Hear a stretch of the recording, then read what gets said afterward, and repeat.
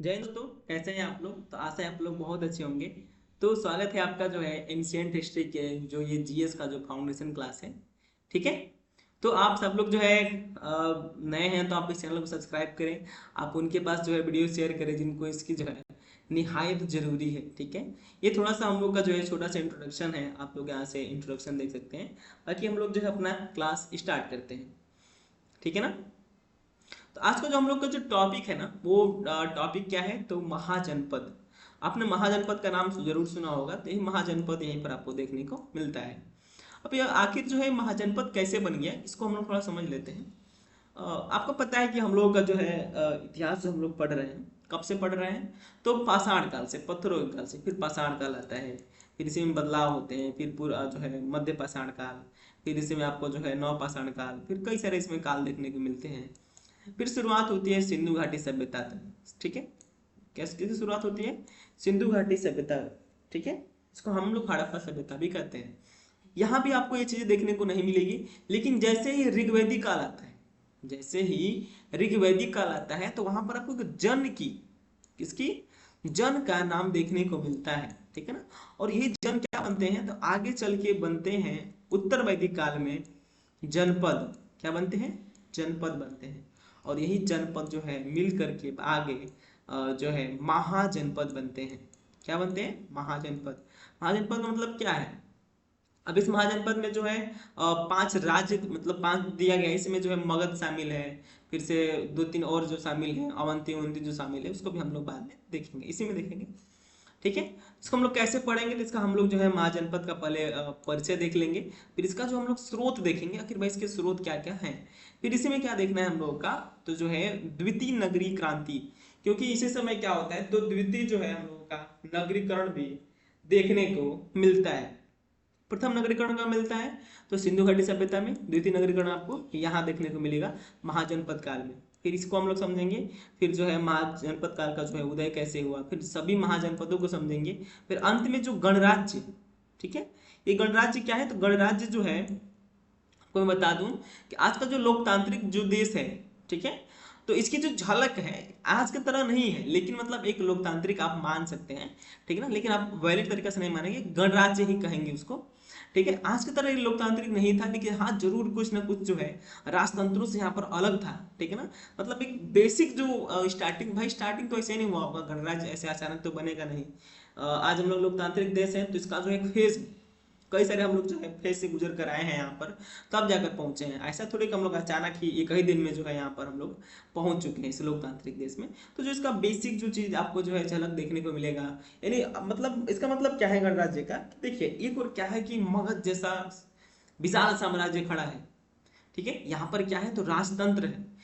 ठीक है ना, राजतंत्र है। ठीक है। तो यहाँ पर राजतंत्र है, लेकिन इसी के थोड़ा सा बगल में वज्जी जो संघ आप सुने होंगे, तो वज्जी हैं। तो ये सब क्या है, तो ये सब गणराज्य थे। यहाँ पर जो है जो है डिसीजन ले जाते थे, तो थोड़ा सा कई लोगों से विचार करके, मतलब एक जो है मतलब गण, मतलब कई लोगों का जो है ग्रुप बना करके, ठीक है ना, समिति उमिति की जो भी आपको जानकारी मिलती है, यानी एक तरह से लोकतांत्रिक झलक आपको देखने को मिलेगा। और आज की जो हम लोगों की जो विधायिका है, ठीक है, जो हम लोग का जो मतलब एक जहाँ पर एक बैठ करके थोड़ा सा हम लोग जो नियम बनाते हैं, वो सिस्टम आपको यहाँ पर देखने को मिलेगा गणराज्यों में। तो इसको हम लोग देखेंगे फुल डिटेल में, वहाँ पर इसी में दिया हुआ है। ठीक है। तो हम लोग जब उसको समझेंगे तो उसके बाद सारी बातों को हम लोग कवर करेंगे, क्योंकि एग्जाम में पूछ देता है कि भाई क्या क्या बातें इससे जुड़ी हुई हैं। ठीक है ना। तो हम लोग महाजनपद का परिचय देखते हैं कि परिचय में क्या दिया हुआ है। ठीक है। अब देखते हैं, देखिए स्रोत, क्या देखते हैं, स्रोत। ये परिचय मैंने आपको बता दिया कि इसका परिचय क्या क्या है। ठीक है ना। तो स्रोत देखिए इसका, तो स्रोत में देखिए कौन कौन जगह पर मिला है, तो जो बौद्ध ग्रंथ है, एक जो है महावस्तु है। ये महावस्तु क्या है, तो बौद्ध ग्रंथ, याद रखेंगे महावस्तु जो एक बौद्ध ग्रंथ है। इसी बौद्ध ग्रंथ में 16 महाजनपदों का उल्लेख मिला है। कितने का मिला है, 16 महाजनपदों का उल्लेख मिला है बौद्ध ग्रंथ से। जो जैन ग्रंथ का जो भगवती सूत्र है, इसमें भी क्या मिला है, तो 16 महाजनपदों के जो है नाम जो है मिले हैं। पाणिनि का जो अष्टाध्यायी है, इसमें 22 महाजनपदों का उल्लेख मिलता है। जो संगम साहित्य है, जो साउथ इंडिया में जो होते हैं, इसमें जो शिल्पादिकारम है, इसमें भी महाजनपदों का उल्लेख मिलता है। विदेशी जो यात्री आए थे भारत में, इनकी यात्रा जो वृत्तांत मिला है उसमें भी जानकारी मिला है महाजनपदों का, जैसे प्लूटार्क आया था, जस्टिन आया था, जो मेगास्थनीज आया था, ठीक है ना। इन सारी चीजों में जो हम लोग को देखने को मिलता है। तो थोड़ा सा हम लोग देख लेते हैं महाजनपद काल का उदय, ठीक है, कि महाजनपद काल का जो है उदय कैसे हुआ, याद रखेंगे। इसका नोट्स आप लोग जरूर बनाएंगे, ठीक ना। इस एंशिएंट हिस्ट्री का जो है आप लोग नोट्स जरूर बनाएंगे, क्योंकि अपने आप में क्या है तो एक कंप्लीट जीएस है, इसके बाहर आपको कहीं जाने की आवश्यकता नहीं है। आप इसको पढ़कर जो है स्टेट लेवल के एग्जाम आप दे सकते हैं, ठीक है। इसका उदय कैसे हुआ, तो आपको मैंने बताया कि जो ऋग्वैदिक काल था उसमें जो जन नामक जो इकाई थी ये क्या बनती है, तो उत्तर वैदिक काल में जनपद बन जाती है। और 600 बीसी गंगा जो है गंगा घाटी जो है, ठीक है ना, जो गंगा घाटी है इसमें जो है द्वितीय नगरीकरण होता है। और द्वितीय नगरीकरण में जो है जो इसमें से आगे निकल जाता है, मार पिटैया करके जो आगे बढ़ जाता है वही क्या है, तो महाजनपद बन जाता है, ठीक है ना। इसमें जो है हम लोग को 16 महाजनपदों की जानकारी मिलती है, ठीक है। तो देखिए यहाँ पर 16 महाजनपद और 10 गणराज्य की जानकारी मिलती है, ठीक है ना। और ये महाजनपद है, यही महाजनपद फिर क्या बनता है आगे चलकर, तो साम्राज्य बनता है, जैसे कि क्या कहते हैं द मौर्यन एम्पायर, मौर्य साम्राज्य आपने सुना होगा। तो ये सब का जो है आपको झलक यहीं से देखने को मिलेगी। आगे देखते हैं द्वितीय नगरीकरण, थोड़ा सा इंपॉर्टेंट है, तो द्वितीय नगरीकरण को हम लोग देख लेते हैं। तो इसमें क्या क्या बातें दी गई है, तो द्वितीय नगरीकरण को जो नाम दिया है वो गार्डन चाइल्ड ने नाम दिया है, ठीक है ना। स्रोत देख लेते हैं। स्रोत क्या है, तो जो साहित्यिक स्रोत आपको पता होना चाहिए। साहित्यिक स्रोत आप समझ रहे हैं ना, साहित्यिक स्रोत किसे कहते हैं, जिसमें लिखित साक्ष्य जिसमें मिले वही जो है साहित्यिक है।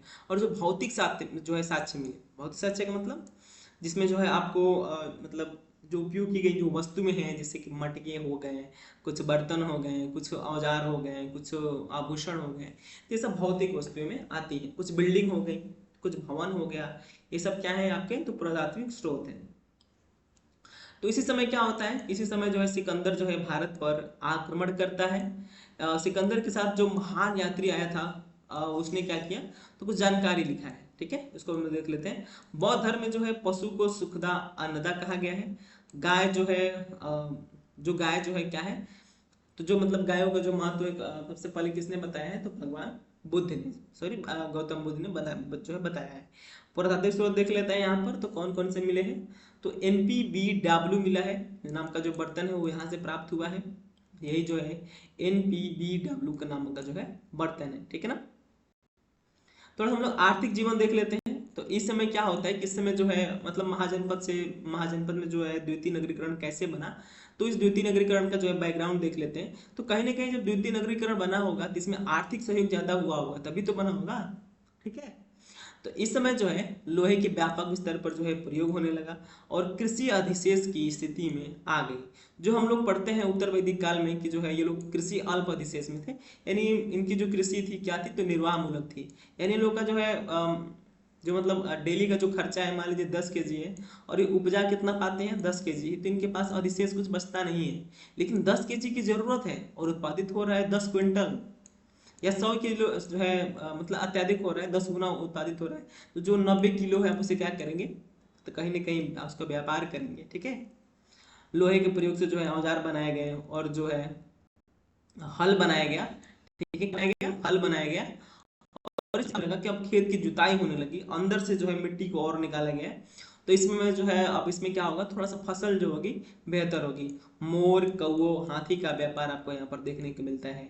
जो इमारती लकड़ियाँ थी इसका व्यापार होता है। मगध से, छत्तीसगढ़ से, अवंती से जो है खान जो यहाँ से जो खान मिले हैं उससे जो है लोहे की प्राप्ति हुई है। धान की अब यहाँ पर क्या होने लगी, तो यहाँ पर रोपाई होने लगी। जो छल्लेदार कुएं हैं वो प्राप्त हुए हैं। जो है बलिकर जो है अधिक प्राप्ति, जो बलिकर जो हम लोग देखे थे ऋग्वैदिक काल में, जो भी स्टार्टिंग हुआ था उत्तर वैदिक काल में कंफर्म कर दिया गया कि हाँ बलिकर अनिवार्य कर दिया गया वहां पर। तो इस बलिकर की यहाँ पर क्या हो रही है, तो अत्याधिक प्राप्ति हो रही है।